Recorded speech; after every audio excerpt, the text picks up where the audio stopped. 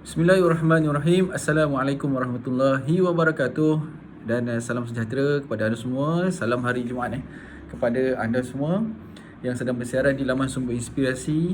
Jadi tuan-tuan dan sekalian, pada video kali ini kita akan bercakap berkenaan tentang salah satu subtopik dalam buku Zona Quantum Ikhlas iaitu subtopiknya hidup khusyuk dan damai.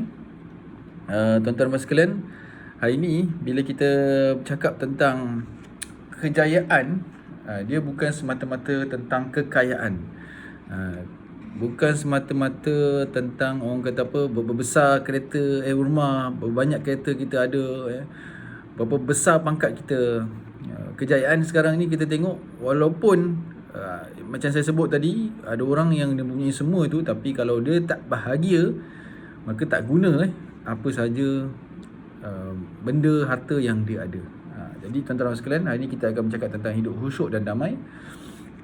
Tuan-tuan sekalian, salah satu sebab kita ini mudah terbawa kepada kata apa, zon perasaan negatif adalah kerana kita sering terlalu memaksa atau menuntut terlalu banyak daripada diri kita sendiri. Kita paksa diri kita untuk terus bekerja keras sampai kita panggil istilah burn out, habis energi. Padahal kita ni ada satu badan, ada dua tangan je, ada dua kaki je. Dan setelah kita penat, kita masih lagi berharap untuk kita boleh jadi orang yang bahagia, periang dan menyenangkan orang lain. Seperti contoh, kalau kita bawa kereta menggunakan, orang kata apa, enjin, gear yang pertama, dengan mesin, orang kata apa, mengerang, dengan enjin yang mengerang kerana kita pijak, kata apa, minyak tu, pedal minyak tu secara keras, sambil kita mengharapkan perjalanan kita tu dalam kereta itu menyenangkan. Itu nama dia High Achiever Syndrome.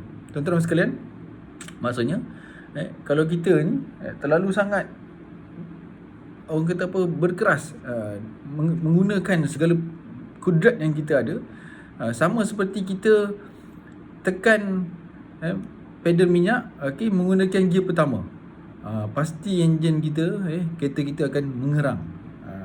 Jadi tuan-tuan sekalian, oleh kerana itu, saat kita kehabisan tenaga, sementara pekerjaan kita masih lagi banyak yang perlu kita selesaikan, pencapaian masih banyak lagi kita belum dapat, maka kita perlu ingatlah aturan-aturan yang bakal disebut ini.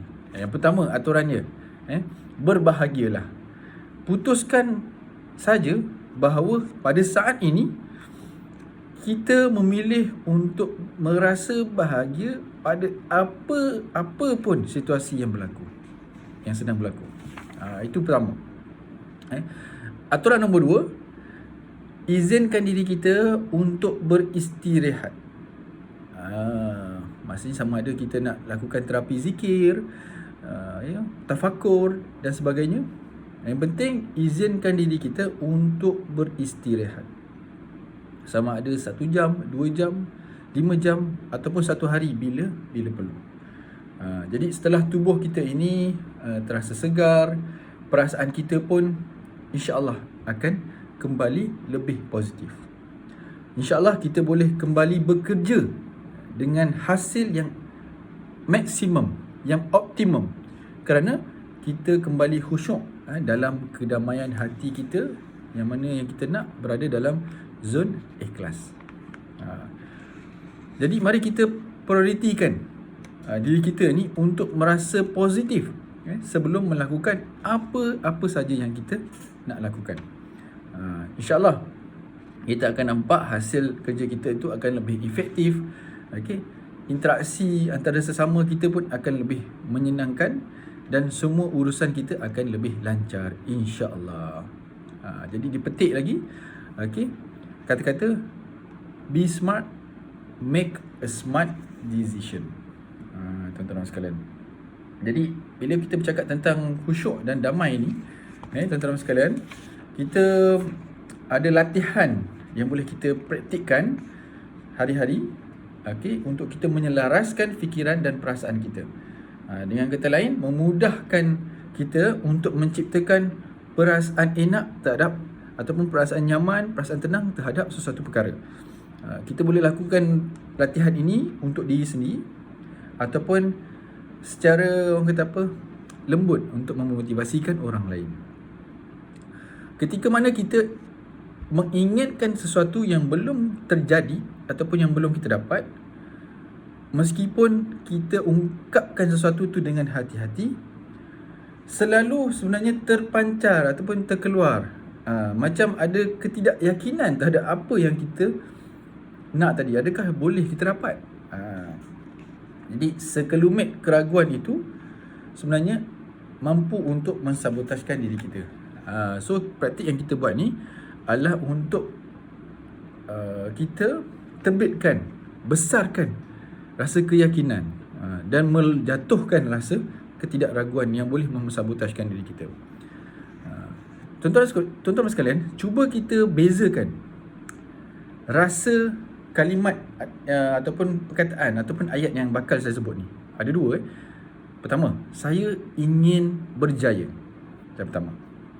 Dengan yang kedua, rasanya lebih enak ya, ataupun rasanya lebih aman ya kalau saya berjaya. Yang pertama tadi, kita ada rasa macam tak confident sikit ataupun kaku. Tapi kalau yang kedua, kita akan rasa lebih sejuk hati kita, sebab kita mulakan dengan rasanya lebih enak ya, rasanya lebih tenang ya, rasanya lebih best ya kalau saya ni orang yang sukses. Jadi mari kita latih diri kita untuk menulis keinginan apa yang kita nak capai, dan dimulakan dengan pertama sekali Bismillahirrahmanirrahim. Okey, dengan izin Allah. Okey, bawahnya kita isi dengan mula-mula sekali ayat dia rasanya lebih enak ya. Kalau insya-Allah itu akan membuatkan perasaan kita ni lebih positif. Okey, dan berada dalam zon ikhlas. Antaranya yang kita boleh praktikkan ayatnya, rasanya lebih enak ya kalau semua orang di pejabat saya hari ini bekerja dengan gembira. Rasanya lebih enak ya kalau semua orang senang bekerjasama. Rasanya lebih enak ya kalau setiap orang mendoakan yang terbaik pada yang lain. Rasanya lebih enak ya kalau urusan saya selalu berjalan secara lancar. Dan kalau kita nak gunakan perkataan ini untuk sesama pasangan kita, okey, kita boleh gunakan contoh, rasanya lebih enak ya kalau boleh bertemu dengan bakal pasangan saya yang memiliki kesukaan yang sama dengan saya. Contoh. Ataupun rasanya lebih enak ya kalau ada orang yang sesuai dengan saya yang sedang mencari orang yang sama seperti saya. Itu antara tips ataupun contoh yang diberikan lah oleh penulis. Penulis Kuantum Ikhlas ni. Betul sekalian, latihan rasanya lebih enak ya kalau ini sebenarnya sangat efektif, sebab kita berlatih untuk mengungkapkan keinginan kita yang belum tercapai dengan menerbitkan rasa ikhlas, dengan rasa lembut di hati kita. Contoh, kalau kita nak baiki kewangan kita, kondisi kewangan, dia bukan semata-mata ini sebenarnya. Seperti saya sebut ya, bila kita bercakap tentang kuantum ikhlas ni, kita bukannya tidak melakukan tindakan, tetapi kita nak, orang kata biar dalaman kita ini tenang, damai, dalam masa sama kita progress dalam tindakan kita. Jadi kita tak kata kita hanya bercakap begini kita akan capai, tidak tapi kita memerlukan kesinambungan semua benda. Dalaman kita okey, luaran tindakan kita pun okey. Dan yang terakhir, kalau kita nak memperbaiki kondisi kewangan dengan dengan menerbitkan rasa tenang dalam hati kita, seperti yang disyorkan dalam buku ini, kita boleh kata rasanya lebih enak ya kalau wang simpanan saya di bank ada, contoh RM100,000 ke, RM1,000,000 ke dan sebagainya.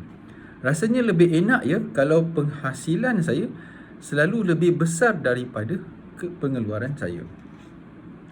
Rasanya lebih enak ya kalau saya mempunyai beberapa sumber aliran rezeki yang lancar.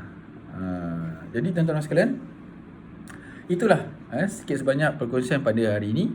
Okey, terima kasih kepada penulis Kontuk Ikhlas ni yang banyak memberikan orang kata apa, penekanan terhadap bagaimana untuk kita mententramkan dalaman kita, dalam sama kita mencapai kesuksesan kita. Ingat, kita bukan sekadar bercakap-cakap yang orang kata yang best-best tanpa buat tindakan. Tidak, kita seiring, kita lakukan tindakan dan sama kita menjaga dalaman kita, insya-Allah. Dan sama kita jaga semua syariat, apa yang perlu kita buat, sembahyang awal waktu, insya-Allah sama-sama kita ingatkan diri kita, insya-Allah. Okey. Jadi ada sedikit pesanan di bawah tu. Dia mengatakan bahawa dari waktu ke waktu kita akan mengalami sebenarnya kebingungan dalam hidup. Sebenarnya itu adalah normal dan bersifat alami.